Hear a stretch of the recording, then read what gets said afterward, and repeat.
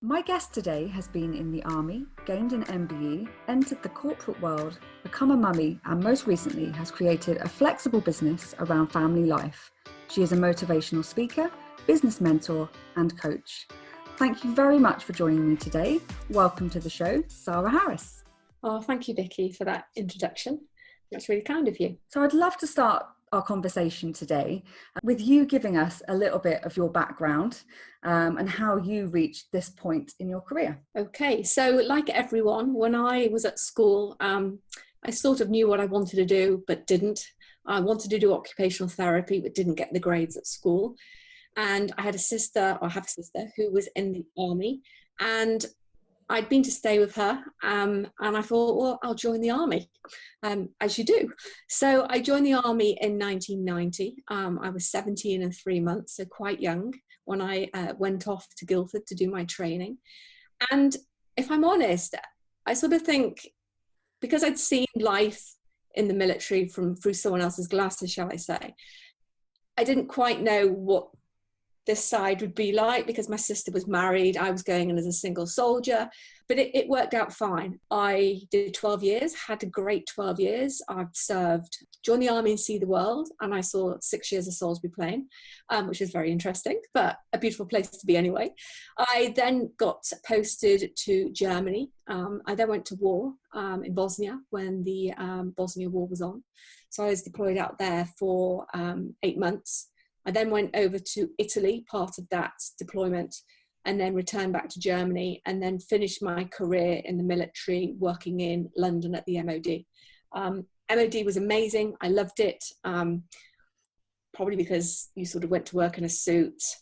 You went into those big buildings, and there's lots of military people in there, but it was fun. It was a fun environment to work in. And in the military, people always have your back. So even though you work in teams, you can rely on other people. So I did 2 tours in London, and at that point, nearing my 12-year point, I decided that it was the right time to leave, probably because I'd met my partner and he wasn't in the military. And I just thought, do you know what, now's the right time. It was great fun. I think in the military, you make friends for life. I'm still in touch with people that I served with when I joined up. And it was great. I think the skills that I learned in the military were transferable. So I left and then went into risk management in the city, in the corporate world. That company went bust after 6 months, which was a bit of a bore. But I suppose it showed me that the military was so secure that it was something new. And then I fell into recruitment. So I did recruitment for mergers and acquisitions in the financial services world, and did hedge funding recruitment. That then, I think 2002, people weren't really hiring, they were firing. So I had a great portfolio of candidates, but nowhere clients. And then I think about 11 months into that, I realized that it wasn't really for me. I was probably too honest, because recruiters they have a way they work. And I was always too honest. So I left that world and then really fell into the telecommunications sector, where I spent the last 13 years of my career. 13 years didn't really seem like 13 years. It flew by. The company I joined then got bought out by another company. So I've been through 2 mergers and acquisitions myself. I've traveled the world with my job, which was fantastic. I've probably been to places that are on people's dream lists and probably wouldn't return back now that I've been.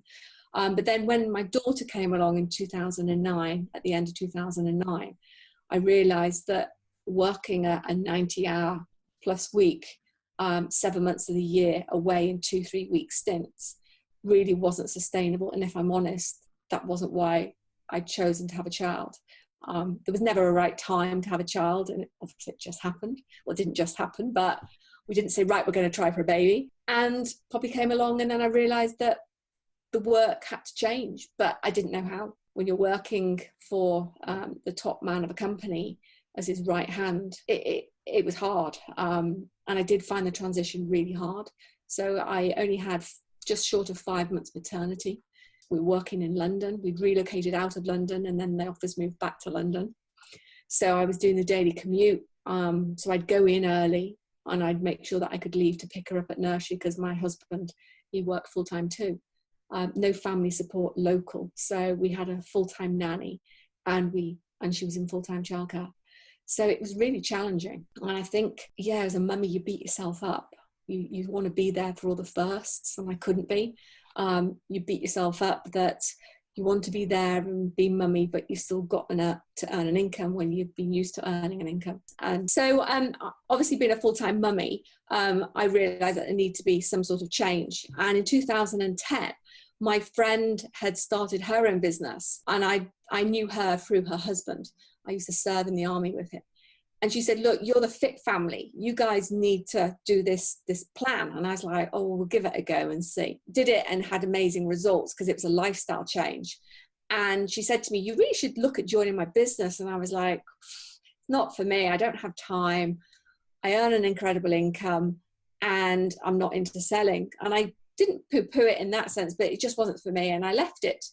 But I carried on using the products. And little by little, I watched my friend build this business overseas through social media. And whenever we'd go out for holidays there, I'd be like, how can she go to the gym at 11 in the morning? And how can she do that? She's got a business to run. And I'm normally going to the gym or running on the road at 4:35 in the morning to get a workout in before work, before everyone's up, because there's never normally time at the end of the day.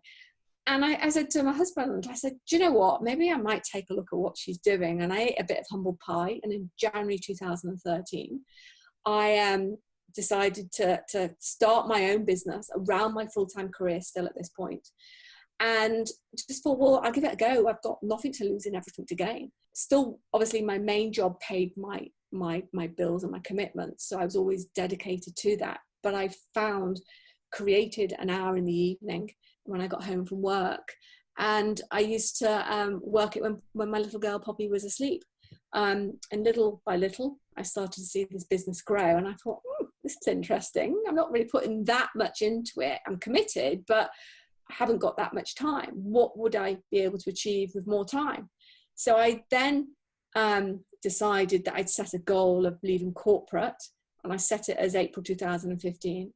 And actually left on the 8th of October 2014. And I literally then, for the first month, probably thought I was on holiday. I'd go out for lunch with the girlfriends and do this and do that. But they were all working, so it was a little bit lonely. So I then decided that I didn't need to work my business in the evenings, and I'd work it around school. So when I started, Poppy was 3. She's now 10. And I literally had built my business around school hours. And what's become a great business, so I work alongside a global company, but I am self-employed. It's enabled me to add extra strings to my bow. So I help and coach and mentor people building their own businesses. Obviously, there's a retail element to my business where I retail products in the health and wellness sector, but I also motivational speak. And how that came about was pretty much, I've done trainings for big organizations, and they've seen me train and then asked, would you come and speak? And it was something I would never have seen myself doing. It was an interesting journey. So that's where I am today, really. I've gone from the military, a 17 and 3-month-old girl, not really knowing what she's going to do, to become a business owner in my own right, inspiring and helping other people, whether it be one-to-one, in groups, or helping people financially build businesses. That sounds like a very rewarding place to be. It is. Excuse me. I think the interesting part of it is that because you are your own boss, you can help people in many ways. And for me, knowing I've helped someone achieve something is priceless.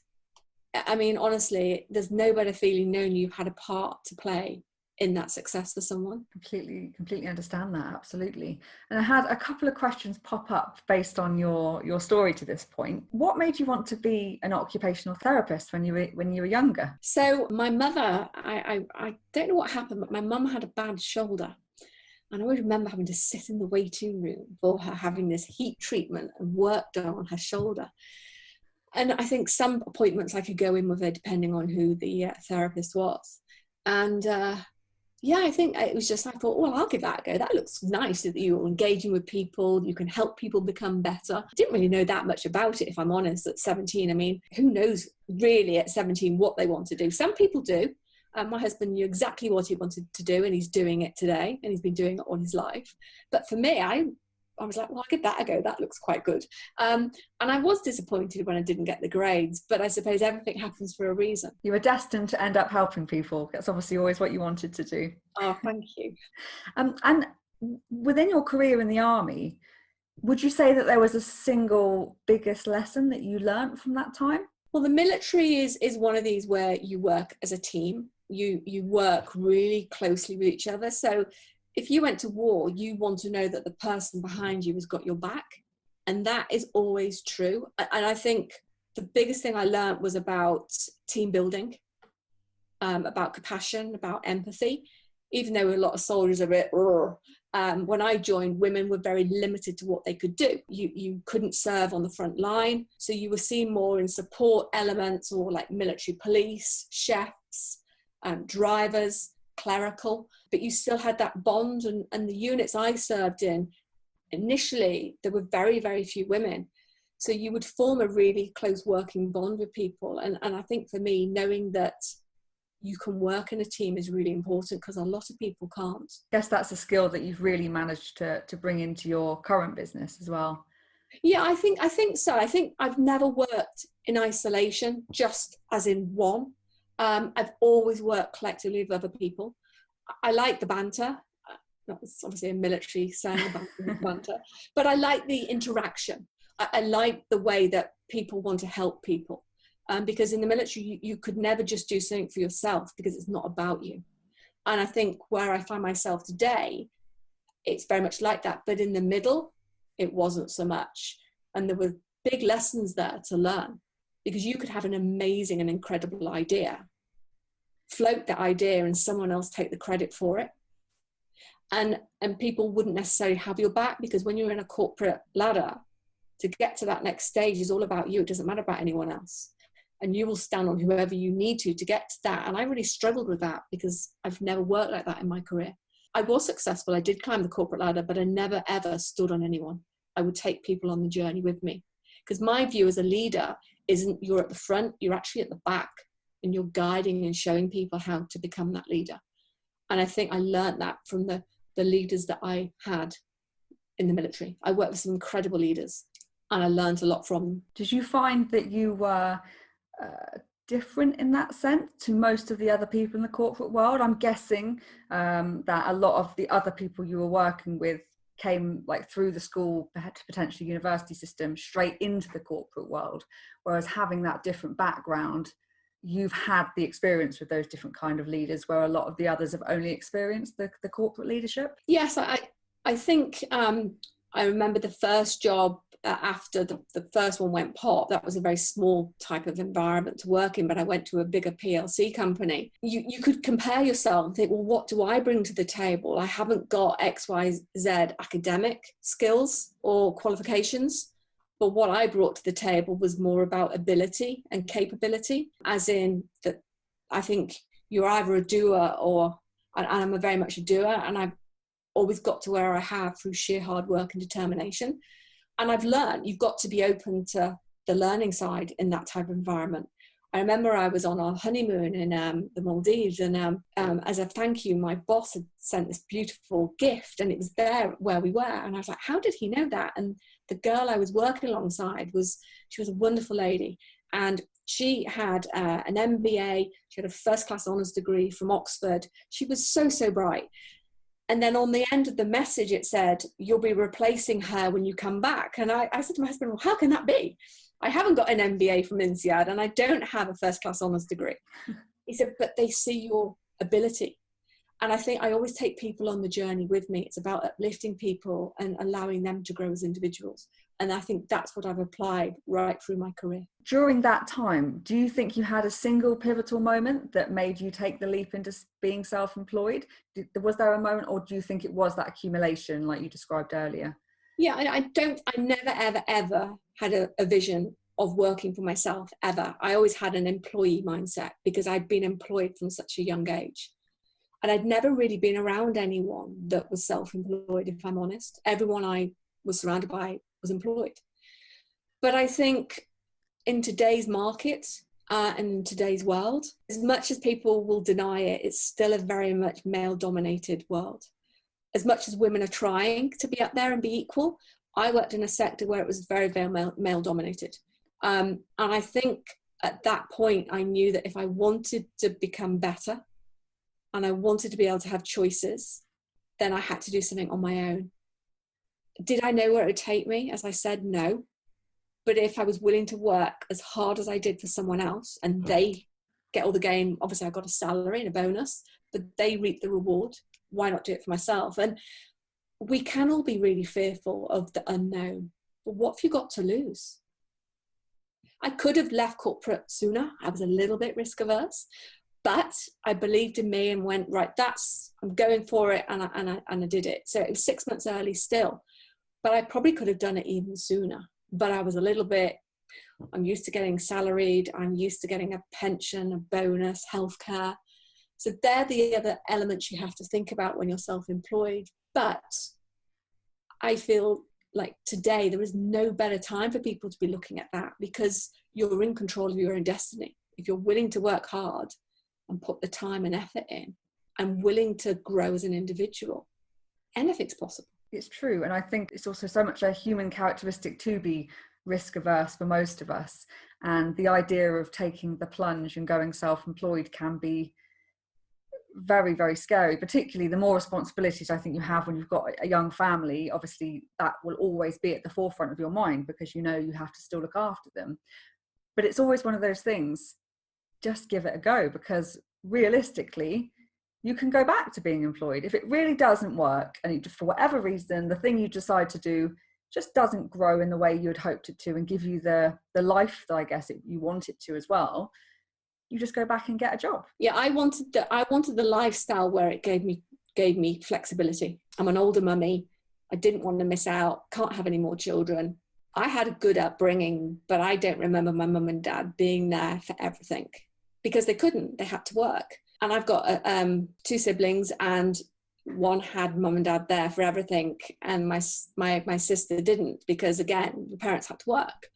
And I remember my granny coming, and the great thing now is that my daughter sometimes says, "You don't need to come today, mummy." And I'm like, "No, but I want to, because I've never missed anything." And that for me is priceless. So I have to make sure that when I'm working, I work smart, because I want to be able to have those choices available. And I would never have been able to have had that being employed, because you only get so much holiday. You're accountable to someone else. Yeah, and I just don't think, for me, I'd maybe got to a point where I needed a change anyway. And given I'd been sort of teetering with this little business in the background, not doing much about it, working like an MI5 agent and not telling anyone, because I never wanted my employer to think I wasn't committed, was interesting. But it just shows what's possible. And there's plenty of things out there, isn't there, that people can choose to do. It might be that they want to focus on something that they've always had a dream of and gone, well, do you know what? I'm not going to do it. Well, why not? Why not now? That time will never be right. You've just got to bite the bullet, haven't you? And go, do you know what? Watch me. There is never the perfect moment. No, you just have to leap one day, don't you? And it's interesting. I guess it's important to choose the right career choice to take the step into self-employment and the thing that gives you that balance, because I know certainly with my time, because I haven't got to balance it with children, I will spend a lot of hours working on things, and it can take over sometimes. And I'm happy with that, because that's good for me. That's what I can commit to it. But it's choosing the right thing that you're passionate about, that you can actually control and fit it into your life, because a lot of businesses can take over 24/7, and it's actually finding the thing that you can focus time and focus your energy on in an efficient way in order to achieve. Balance is really important. Even when you're self-employed, I actually think people work harder when they're self-employed than when they're employed, because when you go on holiday, when you're employed, you just leave the phone, the laptop behind, or what I used to do is check an hour in the morning and then leave it. Whereas when you're self-employed, you've still got to tick over. But it's about being organized and disciplined, and it's about setting your parameters. Even now, I sort of, when my daughter comes home from school, there's no devices until she's in bed, because that's her time as a family. And I think you have to get yourself into the right routines to enable you to have that, because otherwise you can become totally overwhelmed And like you just said there, that you just carry on, and where's the end point? Some nights I'll work once Poppy's in bed, but that's a choice. I don't have to. But working smart in the school hours gets me to where I need to be. Sometimes I work at a weekend. I go to events, I attend trainings because it's important for me still to grow as an individual. I do stuff online. But the beauty now is I'm doing nothing different than what I was doing 7 years when I started my business, because it's all online, but a lot of it's face to face. So I've just brought everything online, and it's just about being disciplined with everything. That does make a lot of sense. And I feel like this is a good point to ask you, what actually motivates you? What inspires you to do your job and in life generally? So I think with my job, helping others succeed, knowing I can help others achieve what it is they want, whether it be a goal, whether it be financial, whatever it may be. And knowing that you can have a part to play in that and help people, whether it's building a business or motivating them or inspiring or coaching them, you know what their end goal is. You know what the objective is. So knowing that you can help put those pieces of the jigsaw puzzle together to help them get there. Because it isn't my doing, it's their doing. It's about me guiding and showing and leading. And I think a lot of people don't have the belief. I always remember I used to be told, shh, in meetings, if you haven't got anything to add, don't speak. And I'd be like, such a horrible sort of comment you get thrown at. And I got to the point where even though I was senior, I wouldn't really add my comments. I'd just sit there on the sidelines. And if someone ever came with a microphone, you wouldn't even see me. I'd have run that fast. You weren't ever going to put a microphone in my hand. And to then be where I am today, where I'm happily put my hand up and say, pass me the mic. Don't get me wrong, still get butterflies, still get sweaty palms, the heart's racing. But to achieve greatness, you have to be uncomfortable.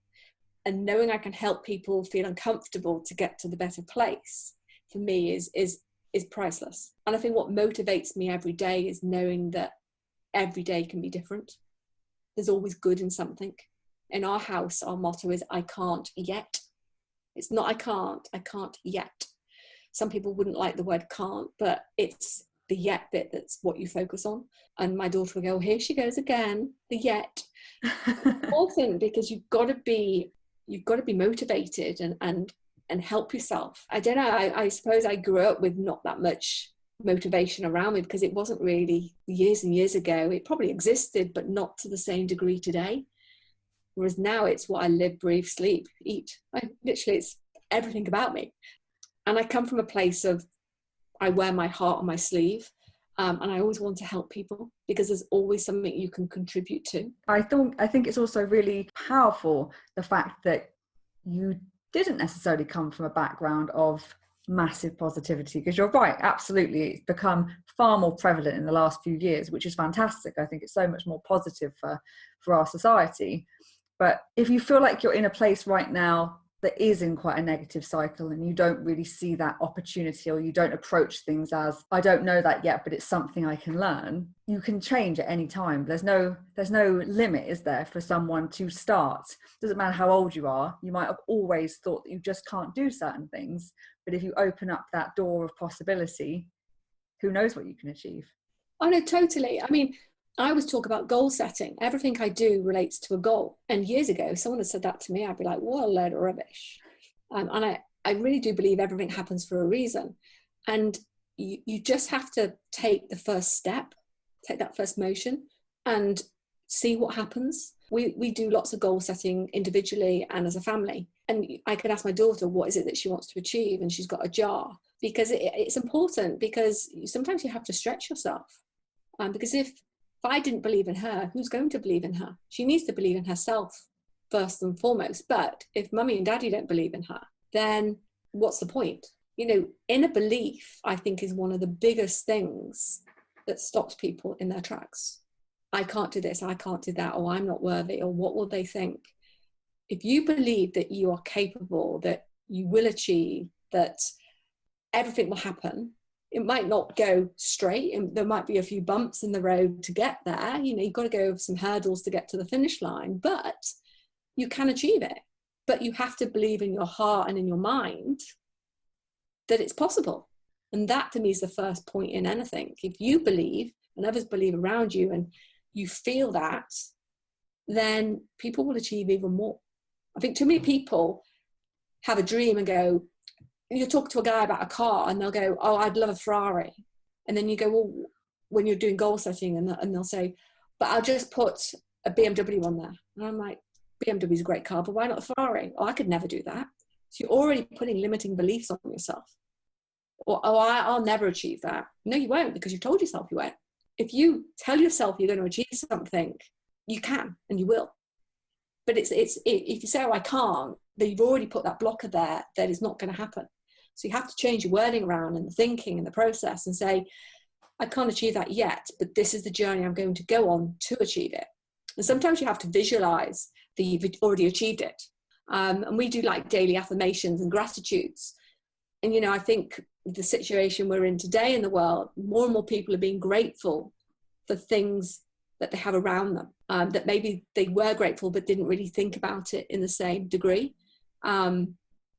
I hear more and more people talking about gratitude, and I'm like, wow, never thought I'd hear that from you, because I think they've got a moment in time where they can reflect. I think it's really allow people to reevaluate what's important, and the little things that, as you say, you take for granted every day, that you suddenly realize just how important that is as part of your life, your well-being, and actually how it makes you feel. Because I think often we don't necessarily think about how we feel because we've all been put into this bubble at the moment. I think it's just made us far more self-aware. And as you were saying before, the fact that we perhaps are not instilled from a young age, it's not massively within the education system. I think it's perhaps coming in a little bit more now, but to actually believe in yourself. If you don't believe in yourself, how can you expect others to believe in you? And obviously, as much as parents and family will often say and make you believe in yourself, you have to truly believe it, not just say it, but truly believe that you can do or be something that you want to do. And if you, as you say, if you put any sort of question into it, I just think you are setting yourself up to fail. And there is also no such thing as failure. I don't think we learn from things that we can't achieve, and then we might readjust where we're going or what we're doing, but we learn from everything. You know, totally, you're absolutely right. I think, did I believe my business would be where it is today and allow me to leave a corporate life? No. But I believed in me. If I didn't believe in me, I probably wouldn't even have got out of the sort of starting blocks. My husband believed in me, he supported me, didn't really know much about the business, but he said, if you're going to be successful, got to put your heart and soul into it. He believed in it, and it's come true. You know, it's not been easy. No small business is easy, but you have to go with the flow and commit and do. And I think you said about schools, a lot of schools now are doing growth mindset. So the kids, the children, they are being taught growth mindset, which for me is really important. My brother's child's going to a new school in September, starting school. And I said, one of the questions you need to ask is, do you have growth mindset on your curriculum? And he was like, what? I said, just ask the question.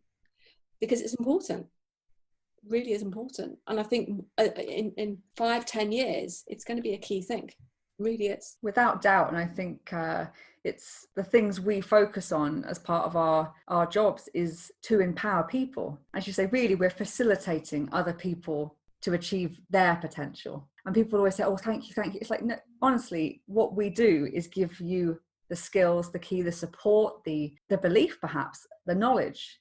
But actually, everyone is responsible for their own choices and actions, and they get themselves, whatever their goal might be, they get themselves there. And we just allow that by giving them the structure, the support, the knowledge, whatever it might be that they need, but to facilitate and give them that knowledge. And I think that's so powerful. And actually, it brings me on to my next question, because I think because we are in such an odd time at the moment, do you have any tips for people whilst we're in lockdown, how we can stay organized and motivated, and whether that be on something they already wanted to achieve, or perhaps they've readjusted their goals and values for the future, and how that they can start working towards that while they've got this time?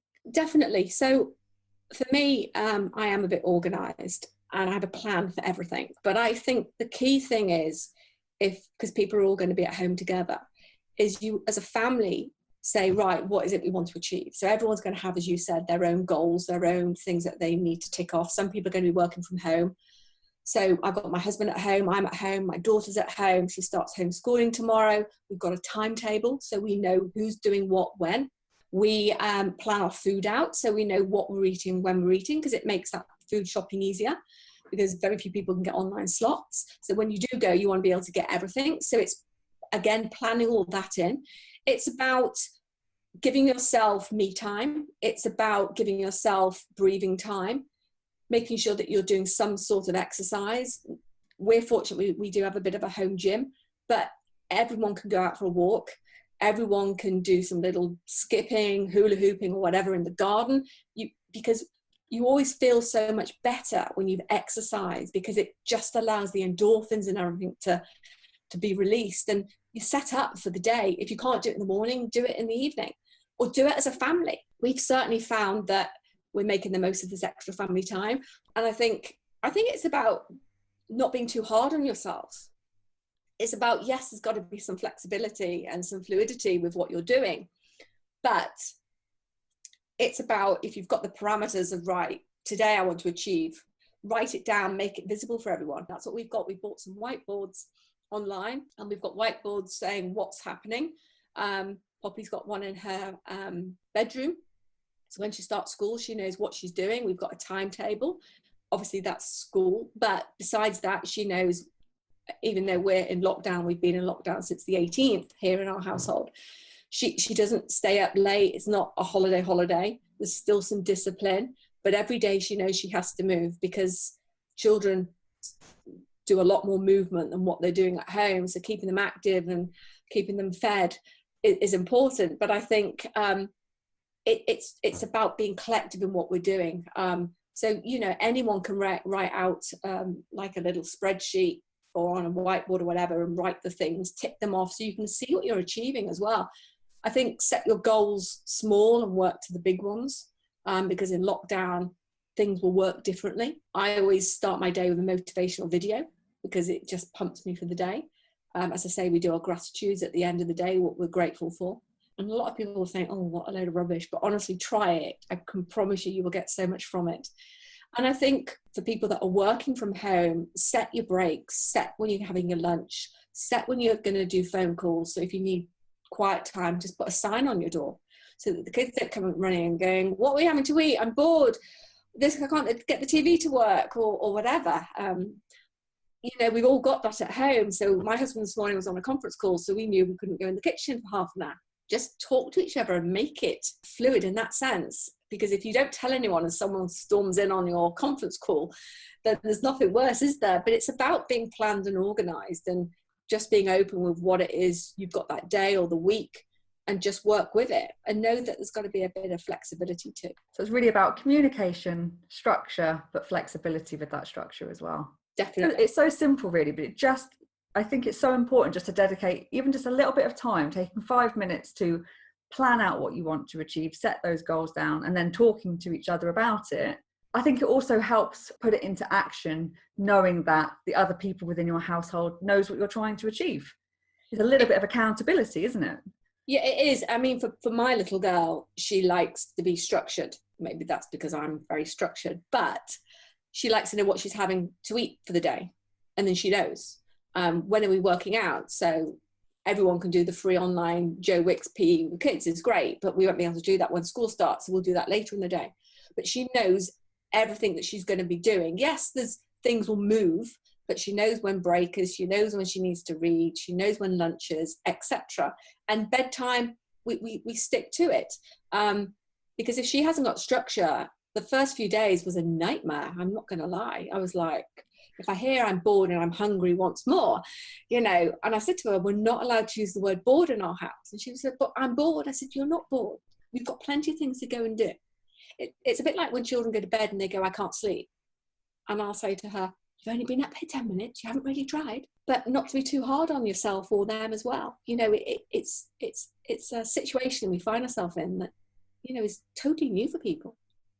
Especially if you've got lots of people in the household. It's giving everyone that time, isn't it? You know, and we're all going through ups and downs, and sometimes we're finding it easy and some days we're finding it more challenging, and realizing that we're going to sometimes be on different days. You know, you might be having a really quite good productive day and someone else in the household isn't. And it's just, again, having that time, communication, giving people space, whatever it might be within your own dynamics. And I think, again, it's the self-awareness of what you need, and also the self-awareness of what the people around you need, and keeping that line of communication open so that everyone can get as much out of this strange time as we can. Definitely. And I think a lot of people, the things you could do are like, you could program like everyone can download a Zoom app and do a family quiz once a week, so you all come connected and stuff, and have a bit of fun. Because I think it's easy just to stick the TV on, have the iPad on for the kids, but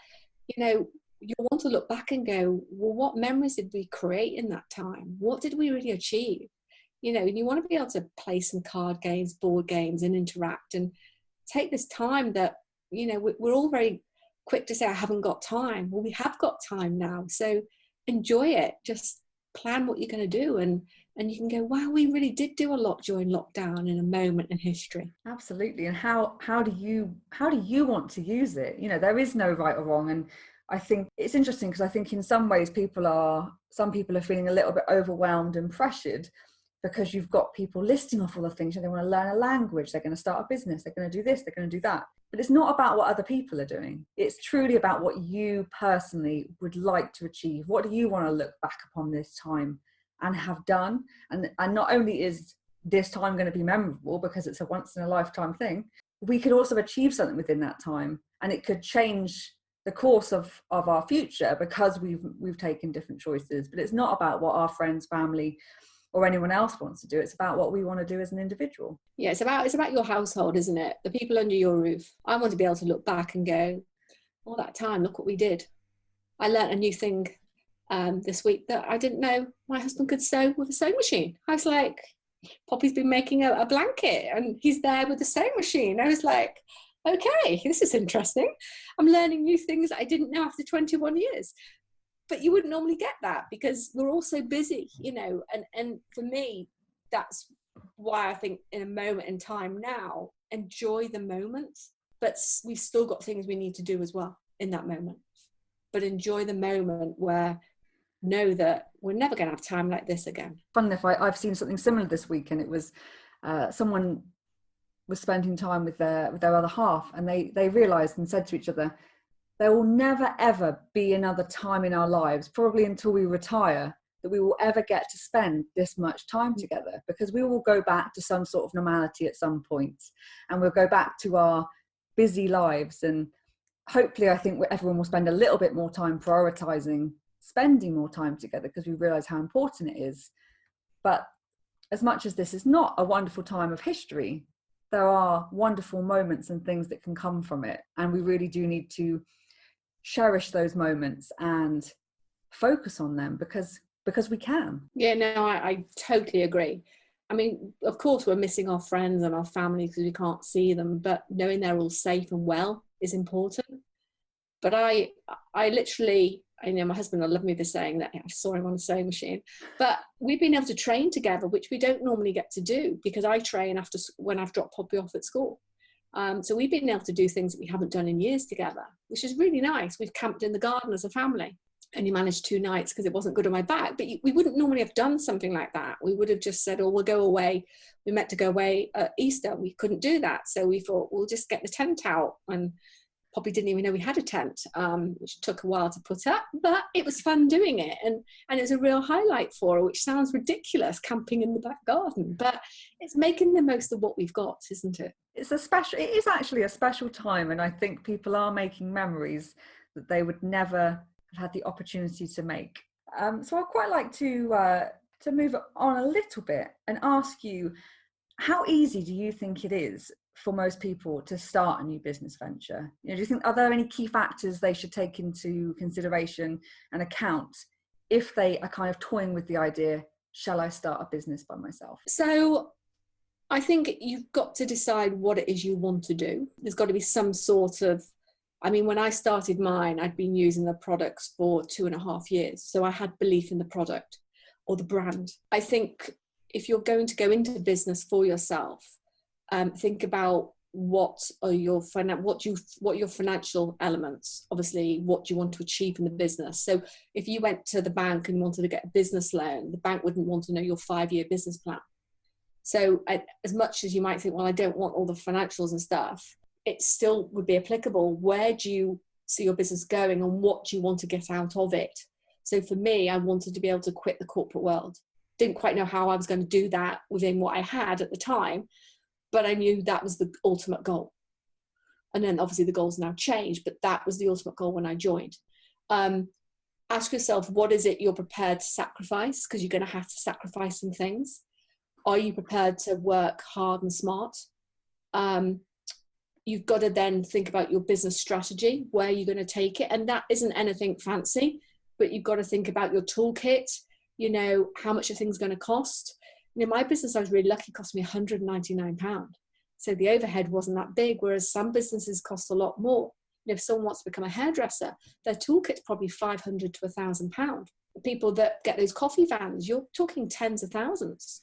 So you've got to ask yourself, right, going in for business for myself, you've got to make sure that financially it's viable for you. Because at the end of the day, you're in a business to make money, not spend money. Of course, there's going to be some investment, don't get me wrong, but the investment should be initially not too bad where you can see a return quickly. Because I know some people that start their own businesses don't see a return for 5 years. I made a return in 3 weeks. But obviously the outlay wasn't as significant as some. And I think maybe that's why I sort of just did a bit here and there every night. I was consistent with what I did, but it's very different to some types of businesses. But I think you've got to then, as we just talked about belief, know what your business could achieve for you. And then you've got to think about how you go to market. How do you do your brand awareness? What's your audience? What do you want to gain from it? And obviously the end goal for me is key, because it's why do you want to set your own business up? Your why is your driving point. So when you get up and you're working for yourself and it's hard, your why should drive you through. And then to get to that goal, you'll fuel your why with the activities to get you to where you need to be, if that makes sense. It does. Yeah, it does. You mentioned consistency. Do you think that is a key of running and setting up your business? Without a shadow of a doubt. If you are going to dabble, what successful business dabbles? They don't. You've got to be in it or not. Now, when I said I put a bit of time here and there, I only had an hour a night because I worked 90 hours. So I sacrificed my TV time or whatever, but I carved that time out and I was consistent with that hour every night. If you don't touch your business every day and you start, you'll never get to where you want to be. Or you could, that's actually wrong. Not that you'll never not. It will take a lot longer. You've got to show up. It's like when you're employed, you go to work, you show up, you do the work, you come home. There's nothing different with being self-employed. If you don't show up and aren't visible, depending on what you're doing, to your target audience, how do they know what you're doing? I couldn't agree with you more. I absolutely stand by those points personally as well through experience. And I think a big part of it is patience with business as well. You need to have enough patience to wait for it to pay off. If you're being consistent with something and stick with it, I think sometimes things do take time. And when you're starting out and you're excited by something, and some things do take off really quickly. I mean, obviously in 3 weeks you started getting payback on your business, but sometimes, depending again upon what you've chosen to do, it takes time. But if you're not consistent for long enough, it's slightly unreasonable, I think, to expect big results. So I think patience is a big thing as well. And also adaptability. I think a lot of business owners right now, and we've both experienced it, we have to adapt to the situation and the climate and society and what the demands and needs are right now. And if you haven't got the ability to adapt, I think it can be quite a big struggle with business as well. Totally. I mean, when I say I made a return, I made my startup costs back. But no business you're going to be successful overnight. I always use the phrase Rome wasn't built in a day. in your first 90 days is when you're going to find it really challenging and hard. You definitely have to be adapting. The flexibility is key. But I think if people think they're going to make big money overnight, they're kidding themselves. You know, you hear of people say, oh, do this and you'll learn X amount in 2, 3, 4 weeks. You know, there aren't get rich quick schemes that are sustainable. Any business, any small business starts off small and takes time to grow. And I always say it takes a good 2 years to build your credibility up. And those first 2 years are hard. But if you're consistent with what you're doing, you will get to your end goal. I've had my highs and lows of my business. I won't lie. It's been tough. It's been challenging. But oh my goodness, I've had some incredible successes. And I show up every day, no matter what. And that is absolutely vital, I think, when it comes to business. And it's about being ambitious, set those goals and dreams high, but being realistic as to how long it will take to get there. And sometimes you can outperform and you can get there quicker. That's great. But I think if you set it too unrealistic, you can get frustrated and then lose heart and just kind of want to give up. But the whole process from the day you decide to start is a learning process. And sometimes you don't necessarily make the best decisions or something doesn't go as you were hoping it to, but you've learned something from it. That skill that you've learned, you can then use to make your next decision and the decision after that. And you never stop learning, and you just have to be a sponge, I think, when you start a business and take the good and the bad. Yeah, I always say that when you start a business, you're an apprentice. You're learning as you go. Yeah, so true. What would you say the biggest challenges are that you have faced personally, and what impact have they had on you? I think in the early days, perception. I think when you're starting your business, I was worried what other people would think. Not that I didn't believe in me, but it was important for people to have belief in my business. And maybe in the early days, I probably thought I was working in MI5, so didn't tell anyone, and my business wasn't going to grow by not telling anyone. And I think once you married the process and divorced the outcome, you can be a lot more successful. By that I mean is I don't now worry about other people's opinions, and that's not that because I'm arrogant, but my business isn't for everyone, as in my health and wellness business. Motivating speaking isn't for everyone, but that attracts different sets of clients. But once I allowed myself to be really proud and passionate about what I do and what I deliver and what I bring to the table and what the results I can help people achieve, then I think that perception changed, because I knew that I would be successful. And that's, again, not being arrogant. I believed in me because I've only ever been successful because I've always worked so hard. But I think we do sadly worry what other people think. My advice on that is just think about their opinions don't pay your mortgages. Their opinions don't help you achieve your dreams and goals. You know, you wouldn't dream of telling someone else that the line of work they're doing isn't right. But when you're a small business owner, people feel they have the right to say, well, that won't work, or that's a load of rubbish. But they wouldn't ever have said that about my corporate career.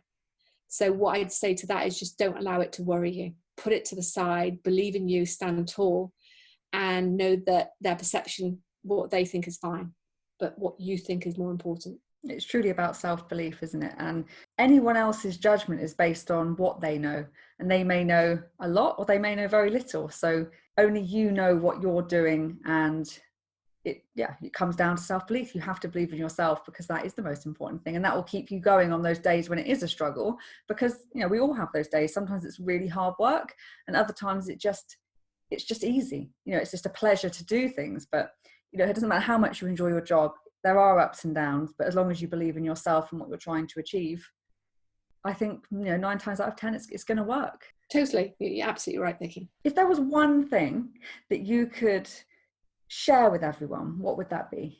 I think to dream big, which I know sounds a real cliche, but not enough of us allow ourselves to dream anymore. If you ask a child to tell you their dream, it will be so big. I want to be this, I want to be that, I want to go to the moon. But as you get older, the goal gets smaller and smaller and smaller, and you tend to shrink your goal to your income. And my advice would be, why not you? Why not now? I'm just going to leave that there. I think that's powerful, very powerful. And actually something I kind of want to go back a little bit. just to give you the opportunity, are there any myths within the industries that you work in that is people getting the wrong end of the stick? Are there any myths that you can bust given this opportunity that annoy you? I think too many people start a business, especially in my business, and they think, right, I'm going to go and tell the world, and they're excited about starting a business, that they're eager, but they might not necessarily go about the right way. And that's just because they're excitable. They're excited about what the opportunity holds. And sadly, people don't, that someone might spam them in a way that then think, well, that brand is rubbish. All people do is spam. I get all these messages, inboxes, etc., etc. Whereas, you know, if you do it in a way that you become the brand, the product, you talk from the heart, you're sincere, your business will be a lot more successful. And in 7 years of doing my business now, it has been interesting because people were too embarrassed to talk about the brand name because of what people thought, whereas a lot of people think that it's product-led. Yes, it is. It's a bit like, I always use Vodafone. Vodafone are known for their minutes and handsets. That is their USP. And my USP is Allo. But there's an incredible business opportunity that a lot of people don't even know about because someone has sadly spammed them. So whatever your business is, make sure that people know the story. Take them on a journey. Share your vision of what it is. Because it's not about what I gain, it's about what my customer gains from it.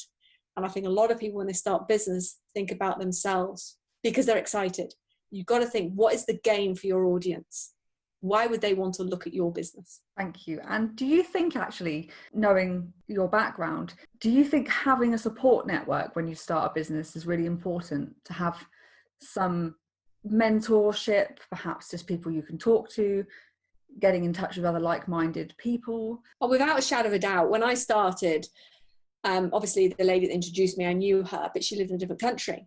And I can honestly say I have made some incredible friends through networking events. And I'm not a networker where I go to events and it's all very corporate-y and you stand up and do your spiel. That's not how I see networking. I think that's very old school. I think it's about having a coffee and someone knowing what I do and I know what they do and I can refer and I can help. It's a bit like when you go to the cinema. I'll be happy to tell someone that the film was amazing, but I don't get paid on it. Whereas with my business, if I share a referral on my product, I don't sell a product, I refer a product. And if I can share the passion with other people's businesses in the same way, then for me, it's worth every moment. And I think the power of small businesses supporting and engaging and helping each other is so important. You know, we met through or Instagram, but we go to a coffee with purpose where we're all small businesses. None of us go there with agenda, bar wanting to help each other. And I always say, I'm in business for myself, but never by myself. It really does give a boost to, firstly, I think, speak to and meet other people that are trying to do very similar things, just in a different area. And it feels really good to help other people. And like you say, it's not with an agenda. Obviously, it's great if it happens to do well for your business, but actually, on a personal level, it makes you feel good to help other people. And once you actually go and have real conversations with other people, you get to see how common the themes are that we're all going through. And it does build this bond. And it's so powerful on a personal level, not just business. And I think that is quite an amazing thing to experience. No, I agree. I would never want to just do this business and just sit at home. For me, it's about the people. It's a people business. And the people I've met has literally made it. It really has. I think for me, if it wasn't for the people, maybe I wouldn't still be doing it. I don't know. But I've met some incredible people and I'm truly grateful for that. I think when it's just about a thing, it's very easy to lose interest. But every person you meet and come into contact with is something new. And that's what keeps it interesting. I think it's constantly evolving, it's constantly changing, and that's quite a wonderful thing. I actually want to finish off with quite a fun question that I made a note of at the beginning because you said how much you've traveled with all of your jobs. So I would love to hear let's say your favourite place that you know where this is going now. Your favourite place that you have been to, the biggest letdown, perhaps you wouldn't want to go back to, and is there still anywhere on your bucket list that you've not been yet? So you know when these quizzes come out and people say how many countries you've been to? I think I've been to something like 85. So that is challenging in itself. I think you can have a top 3. Well, Ibiza would be up there because that's where I met my husband. Oh. So Ibiza would be my top one. St. Vincent and the Grenadines. And there's 2 little islands off there called Canouan and Union. Just magical places that I went. I was working in the Caribbean for 4 months. So I island hopped. I had my own jet. Well, not my own jet, but I had a company jet. So we literally went to places that was just incredible. Where would I say that I wouldn't go? One that I wouldn't go back to, maybe. Yeah. Kingston in Jamaica. Oh, what was it about that place? It was probably the wrong time that we went. It was the political. There's political issues. There was lots of shootings and killings while we were there. We were confined to our hotel, so we probably didn't get to see Jamaica as it would have been. No. It's very repressive kind of. It was. We had to go because we were relaunching a new brand for the communication company I work for out there. So didn't fill me with I want to hurry back, let's say. But it's probably a beautiful place. I just didn't get to experience the beautiful place. No, absolutely. So yeah. And what was the other question? Sorry. Is there anywhere left on your bucket list? Not sure. Maybe you've done it. Maybe because you've been to so many wonderful places. I've been to so many beautiful places around the world. Is it more about who you're spending the time with now and the memories you make rather than the places, do you think? Yeah, I think I didn't travel. Because I think as a uni, I didn't have that gap year. So I didn't travel like a lot of people travel and tick off places. Thailand and places have never taken my fancy. I think for me, it's just nice places with the people that mean something to me. So like our summer holiday is it's magical. One of my favourite places to go to is Abersoch in North Wales. It's off the, it's a little peninsula. It's beautiful. It's obviously North Wales, but if the weather's beautiful, it's magical. It's such a retreat there. It's beautiful. We love going there as a family, but it's quite a drive now, whereas it used to be 2 hours from where I used to live. I used to go all my summer holidays there as a child, so it holds fond memories. My daughter loves going there too. So probably wow. Abersoch. I look forward to going back there when we can get out of all of this and the sun's shining. We shall have to all put that on our list of the many places that we're probably accumulating right now that we want to go to. Absolutely. Well, thank you so much for your time. This has been such a fantastic conversation, and I have no doubt at all that people are going to take lots of positivity and motivation from this. So thank you for your time. And could you just share with the audience, how can they find you if they want to get in touch or follow you? Where's the best place to come? So you can follow me on Instagram, so Sara Harris _MBE, or I'm on LinkedIn, Sara Harris, and also on Facebook. And my email is sara@saraharrisglobal.com. Fantastic. And I will put a link to all of those on the show notes. Thank you so much. Thank you for asking me, Vicki. It's been a pleasure. You're so welcome. It really has been fantastic. Thank you so much. Thank you. Thank you so much for listening to episode 7 of the Live Fit Now podcast. I hope you enjoyed my chat with Sara as much as I did, and you can take something away from this episode. Thank you for taking the time to listen. Please do take a second to review and share this podcast. It really means a lot. Thanks again. Until the next time.